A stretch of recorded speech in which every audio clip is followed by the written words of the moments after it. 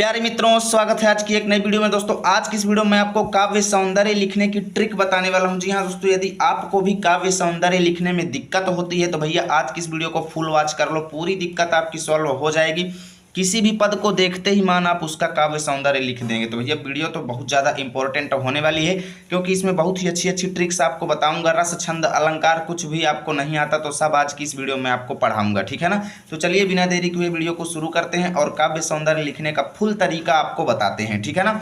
तो यहाँ पर देखो दोस्तों, काव्य सौंदर्य जो होता है आपका 2 नंबर का एग्जाम में आता है, ठीक है ना।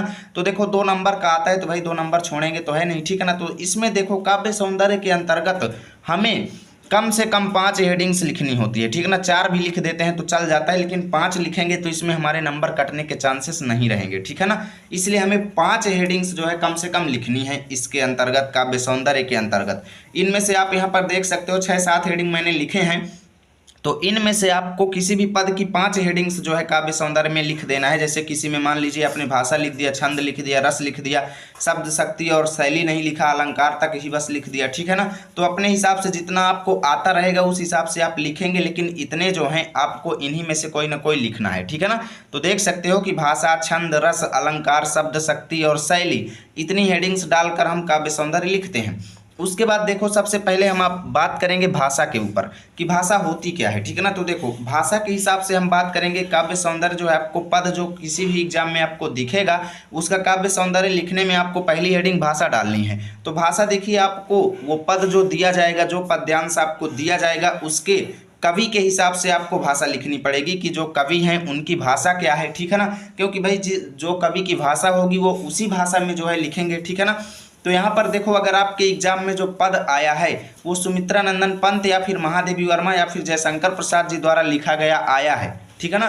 तो आपको वहाँ पर भाषा में खड़ी बोली हमेशा के लिए लिख देना है। मैं एकदम क्लियर आपको बता रहा हूँ, ठीक है ना। देखो जो पद आए वो या तो सुमित्रा नंदन पंत का लिखा हुआ हो, या महादेवी वर्मा का लिखा हुआ हो या जयशंकर प्रसाद का लिखा हुआ हो, तीनों की स्थिति में आपको खड़ी बोली लिख देना है, ठीक है ना। और राम नरेश त्रिपाठी का भी आए तो उसमें भी आपको खड़ी बोली लिख देना है, ओके।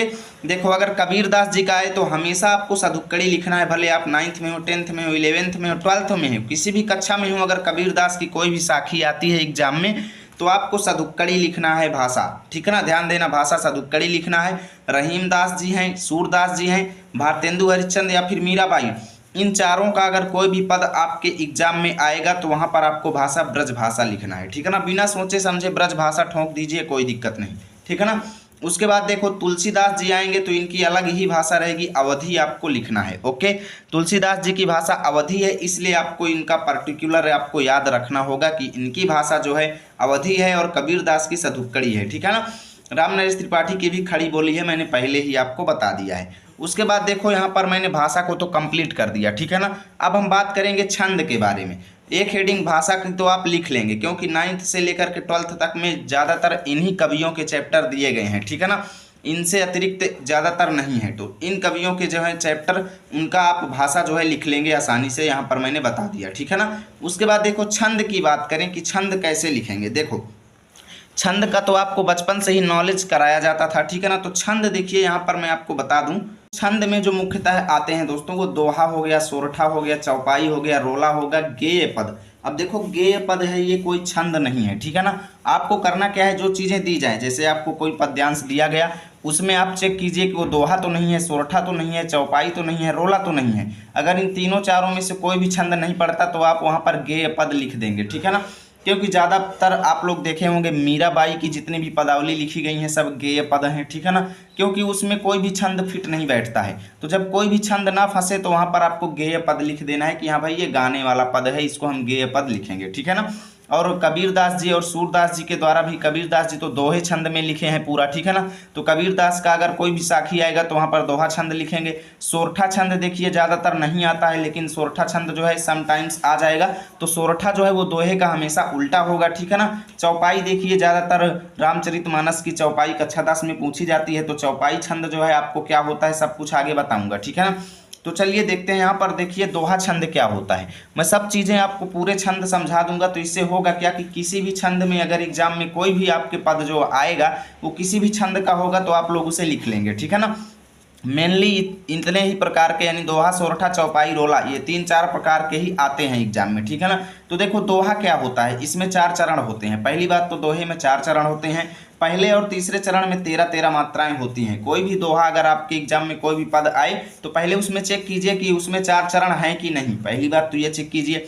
उसके बाद चेक करो कि उसके पहले और तीसरे चरण में कितनी कितनी मात्राएं हैं, ठीक है ना। अगर 13-13 मात्राएं हैं तो चेक कीजिए कि दूसरे और चौथे चरण में कितनी कितनी मात्राएं हैं। अगर 11-11 मात्राएं निकलती हैं तब आप वहां पर छंद में दोहा लिख देंगे, ठीक है ना। ध्यान दीजिएगा, पहले और तीसरे चरण में 13-13 मात्राएं, दूसरे और चौथे चरण में 11-11 मात्राएं, ठीक है ना। अब चलिए चलते हैं, इसका एग्जाम्पल आपको दिखाते हैं, ठीक है ना, जिससे आप लोगों को आसानी हो समझने में। तो यहाँ पर देखो, जैसे एक एग्जाम्पल आपको दिख रहा है, लसत मंजु मुनि मंडली मध्य सीय रघुचंद ज्ञान सभा जनु तनु धरे भगति सच्चिदानंद। देखो यहाँ पर क्या करेंगे, यहाँ से लेकर यहाँ तक पहला चरण है और यहाँ से लेकर यहाँ तक दूसरा चरण है और यहाँ से लेकर यहाँ तक तीसरा चरण है और यहाँ से लेकर यहाँ तक चौथा चरण है, ठीक है ना। तो प्रत्येक चरण में आप लोग देखेंगे तो पहले और दूसरा चरण ये है, तीसरा और चौथा चरण ये है। तो आप लोग देखिए पहले चरण में कितनी मात्राएं हैं, 1-1-1, यानी यहाँ पर 3 हो गया और इसकी वैल्यू 2 होती है, ठीक है ना। यानी अगर S बना हुआ है तो इसकी वैल्यू 2 होगी और अगर अकेला डंडा खींचा हुआ है तो इसकी वैल्यू 1 होगी, ठीक है ना। तो 3, 2 5, 1 6, 1 7, 1 8, 2 10, 1 11, 2 13। तो आप लोग देख सकते हो कि पहले चरण में 13 मात्राएं हो चुकी हैं, ठीक है ना। और दूसरे चरण में देखो 2 1 3, 2 5, 1 6, 2 8, 2 10, 1 11। दूसरे चरण में 11 मात्राएं हैं। तो ये क्या हो गया, ये हो गया दोहा छंद, क्योंकि पहले चरण में 13 मात्रा हो गई, दूसरे चरण में 11 मात्रा हो गई, ठीक है ना। तो ये हो गया दोहा छंद। अब चलिए देखते हैं सोरठा छंद क्या होता है, इसको आपको समझाते हैं। तो देखो सोरठा जो होता है ये दोहे का उल्टा होता है। इसके प्रथम और तृतीय चरण में 11 मात्राएं होती हैं। देखो दोहे में क्या होता है कि पहले और तीसरे चरण में उसमें 13-13 होती हैं, लेकिन सोरठा में पहले और तीसरे चरण में 11-11 मात्राएं होती हैं। दोहे में दूसरे और चौथे चरण में 11-11 होती हैं, लेकिन इसमें दूसरे और चौथे चरण में 13-13 मात्राएं होती हैं, ठीक है ना। जैसे इसका एग्जाम्पल देख लो, नील सरोरुह श्याम तरुण अरुण बारिज नयन करऊँ सुमम उर्धाम सदा क्षीर सागर शयन। तो देखो इसकी मात्राएं गिनते हैं, ठीक है ना। इसमें प्रथम और तृतीय चरण में 11 मात्राएं होंगी, द्वितीय और चतुर्थ चरण में 13 मात्राएं होंगी। तो देखो यहाँ पर कितनी मात्राएं, यहाँ पर 2 1 3, 1 4, 2 6, 2 8, 2 10, 1 11, यानी यहाँ से यहाँ तक इसका क्या है, प्रथम चरण है, ठीक है ना। यहाँ तक इसका प्रथम चरण है। उसके बाद देखो 3 3 6, 2 8, 2 10, 2 12, 1 13, ठीक है ना। तो यहाँ पर द्वितीय चरण में कितनी मात्राएं हैं, 13 मात्राएं हैं। तो देख सकते हो कि प्रथम चरण में 11 मात्राएं और द्वितीय चरण में 13 मात्राएं हैं, ठीक है ना। इसलिए यहाँ पर सोरठा छंद हो गया। बस आपको ध्यान देना है कि सोरठा जो है वो दोहे का उल्टा होगा, ठीक है ना। अब चलिए देखते हैं रोला छंद को, ठीक है ना। आपको पूरा छंद मैं आज की इस वीडियो में समझा दूंगा, बस आप लोग अच्छे से देखते जाइए, ठीक है ना। रोला में क्या होता है, देखो 4 चरण इसमें भी होते हैं, ठीक है ना। इसमें प्रत्येक चरण में 24-24 मात्राएं होती हैं। अब अगर कोई छंद आपके एग्जाम में आ जाएगा और वहां पर दिया रहेगा ऐसे ही छंद, तो वहां पर आपको करना क्या है, एक दो लाइनों की मात्राएं आपको गिन लेना है, ठीक है ना। और अगर 24-24 आती हैं तो आप लोग समझ जाइएगा कि वहां पर रोला छंद है। जैसे यहाँ पर आप लोग देखें, को पापी है पंचत्व प्राप्त शून्य जम गण धावत बनी बनी बावन वीर बढ़त चौचंद मचावत, यानी कि इसका अगर आप लोग मात्राएं गिनेंगे तो आपको 24 मात्राएं मिलेगा। चाहे जिस लाइन की आप लोग मात्रा गिनेंगे आपको 24 मात्राएं मिलेंगी, इसलिए यहाँ पर रोला छंद है। तो अगर ये आपके एग्जाम में आएगा तो आप लोग क्या लिखेंगे, इसमें छंद में रोला लिख देंगे, ठीक है ना। ऐसे ही आपको करना क्या है कि प्रत्येक छंद का अध्ययन कर लेना है, दोहा, सोरठा, रोला, चौपाई, ताकि कोई भी छंद आए तो आप लोग वहां पर जान सको, ठीक है ना। यहाँ पर देखो चौपाई का देख लो, प्रत्येक चरण इसमें भी 4 चरण होते हैं और प्रत्येक चरण में इसमें भी 16 मात्राएं होती हैं। जैसे यहाँ पर देखो एक चौपाई आप सभी के सामने लिखी हुई है, निरख सिद्ध साधक अनुरागे सहज सनेहु सराहन लागे होत न भूतल भाव भरत को अचर सचर चर अचर करत को, ठीक है ना। देखो 4 लाइनें इसमें भी हैं। अब देखो यहाँ पर बताया क्या गया है कि चौपाई जो होती है प्रत्येक चरण में 16 मात्रा होती है। तो यहाँ पर एक लाइन का देखो गिन के लिखा गया है, 1 2 3, 2 5, 1 6, 2 8, 2 10, 2 12, 2 14, 2 16। तो देख सकते हो कि एक लाइन में कितनी मात्राएं हैं, 16 मात्राएं हैं। तो आप चाहे जिस लाइन का गिनेंगे 16 मात्राएं आपको मिलेंगी। तो ऐसे ही आपको छंद पहचानना है, ठीक है ना। तो जितने छंद मैंने आपको पढ़ा दिया, ऐसे ही छंद आपके एग्जाम में कोई ना कोई आ जाएगा और आप लोग उसे आसानी से लिख लेंगे। अब देखिए सबसे ज़्यादा दिक्कत होती है स्टूडेंट्स को रस पहचानने में। देखो पद को पढ़ने पर मन में जो भाव आते हैं उसे रस कहते हैं, ठीक है ना। अब देखिए प्रमुख रस आपके पदों में कौन कौन से ज़्यादातर आते हैं वो मैं बता देता हूँ, क्योंकि रस इतने ज़्यादा हैं कि अगर संपूर्ण अध्ययन करेंगे तो वीडियो बहुत ज़्यादा लॉन्ग हो जाएगी, ठीक है ना। तो देखो खासकर जो रस पूछे जाते हैं उनमें से हास्य रस बहुत ज़्यादा पूछा जाता है, करुण रस पूछा जाता है, श्रृंगार रस का बहुत ज़्यादा आता है, कई पदों में श्रृंगार रस का पद दे दिया जाता है, ठीक है ना। भक्ति रस भी आता है, शांत रस आता है, वीर रस आता है। अब देखो आप लोग रस एकदम आसान तरीके से पहचान जाएंगे अगर आपको पद की व्याख्या आती रहेगी तो, ठीक है ना। आप लोग क्या करेंगे, किसी भी पद को जैसे ही पढ़ेंगे और वहाँ पर अगर कोई हंसी खुशी का भाव आता है तो आप लोग वहाँ पर हास्य रस लिख देंगे, ठीक है ना। और किसी पद को पढ़ने पर ऐसा लगता है कि यार दुख का वर्णन हुआ है उस पद में, ठीक है ना। एग्जाम में जो पद आए आप लोग देखें कि यार इसमें तो दुख जो है व्यक्त किया गया है, तो वहाँ पर बिना सोचे समझे आपको करुण रस लिख देना है, ठीक है ना। श्रृंगार रस क्या है, जैसे आप लोग देखते हैं कि जो पद दिया गया है उसमें गोपियों और कृष्ण की चर्चा का वर्णन किया गया है, ठीक है ना। ऐसा हो अगर, ठीक है ना, तो वहाँ पर श्रृंगार रस। या फिर गोपियाँ क्या हैं, गोपियाँ अगर श्री कृष्ण के वियोग में पागल पड़ी हुई हैं तो वहाँ पर भी श्रृंगार रस हो जाएगा। वियोग श्रृंगार, संयोग श्रृंगार दो प्रकार का होता है, तो वहाँ पर वियोग श्रृंगार होगा, ठीक है ना। और अगर किसी के मिलन का वर्णन किया जा रहा है तो वहाँ पर संयोग श्रृंगार लिखना है।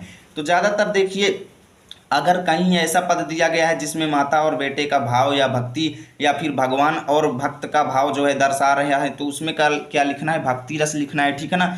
कई ऐसे पद जहाँ देखिए सूरदास के और यहाँ पर जितने कबीरदास जी की साखियाँ होती हैं इनमें ज़्यादातर शांत रस होता है, ठीक है ना। क्योंकि कबीरदास जी जो हैं ज़्यादातर जीवन में उतारने वाला ज्ञान बांटते हैं, ठीक है ना, तो उसमें शांत रस ही लिखेंगे।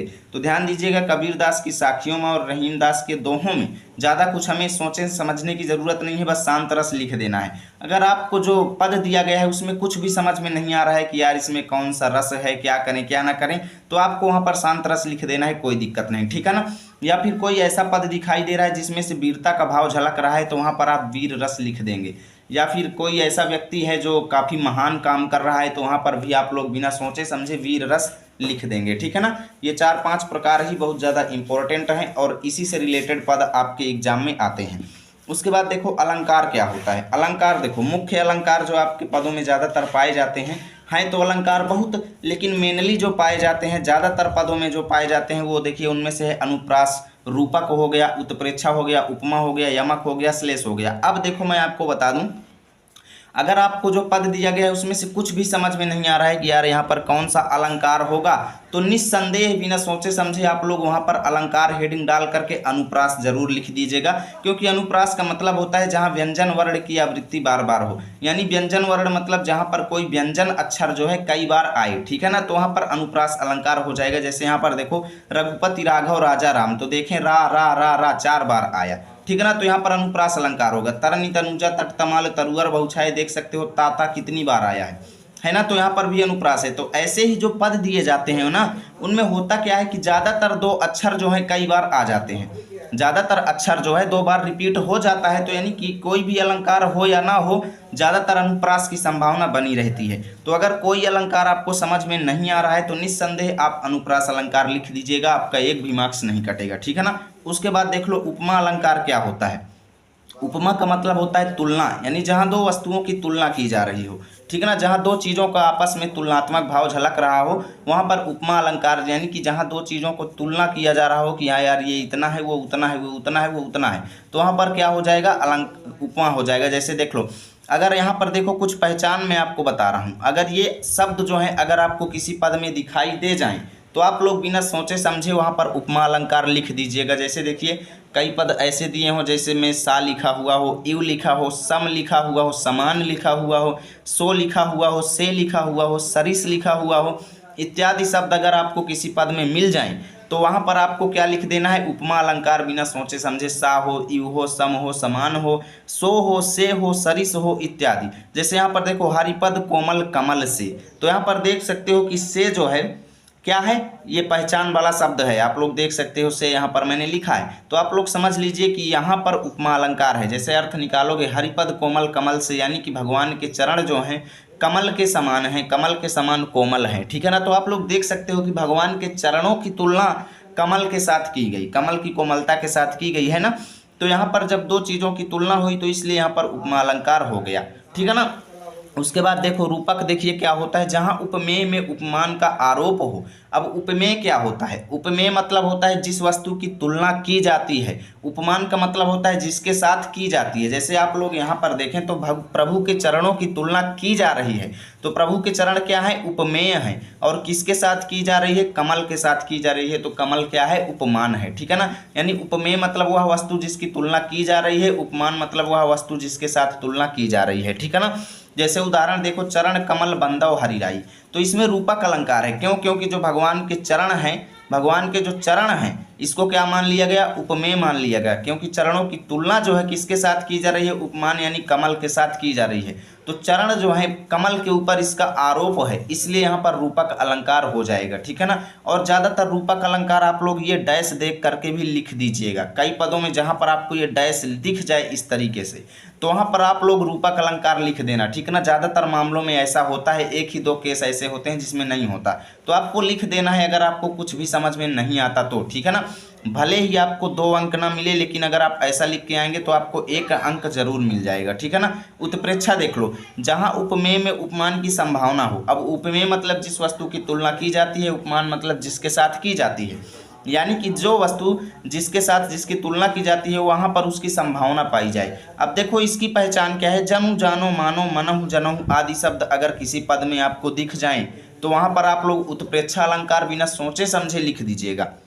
जनु मिल जाए, जानो मिल जाए, मानो मिल जाए, मनहु मिल जाए, जनहु मिल जाए, यानी कि आपको किसी चीज़ को मानने के लिए अगर कहा जाए किसी पद में, तो वहाँ पर आपको उत्प्रेक्षा अलंकार लिख देना है। जैसे देखिए, सोहत ओढ़े पीत पटु श्याम सलौने गात मनो नीलमणि शैल पर आतप परेव प्रभात। तो यहाँ पर देख सकते हो एक शब्द आ चुका है मनव, ठीक है ना।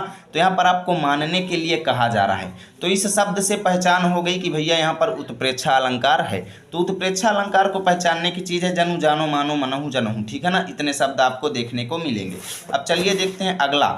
अगला है मित्रों यमक अलंकार। अब यमक क्या होता है? देखो, जहाँ एक ही शब्द अलग अलग अर्थ से बार बार आए।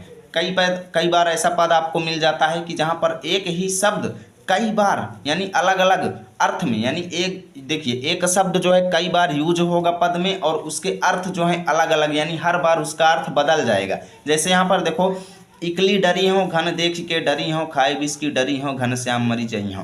तो यहाँ पर देख सकते हो डरी शब्द कितनी बार आया? 1 बार, 2 बार, 3 बार। अब डरी का मतलब यहाँ पर पड़ी हूँ, यहाँ पर देखिए डरी हूँ, यहाँ पर डरी का मतलब डरा हुआ, ठीक है ना। और यहाँ पर डरी का मतलब टुकड़ा, ठीक है ना। डरी का मतलब टुकड़ा, जैसे नमक की डरी यानी नमक का टुकड़ा, ठीक है ना। तो 3 बार यूज हुआ लेकिन अलग अलग अर्थ में आया, ठीक है ना। तो यमक अलंकार वहाँ पर होगा जहाँ पर एक ही शब्द कई बार यूज हो लेकिन हर बार उसका अर्थ बदल जाए, ठीक है ना। जहाँ एक ही शब्द अलग अलग अर्थ में बार बार आए वहाँ यमक अलंकार आपको लिख देना है उस पद में बिना सोचे समझे, ठीक है ना।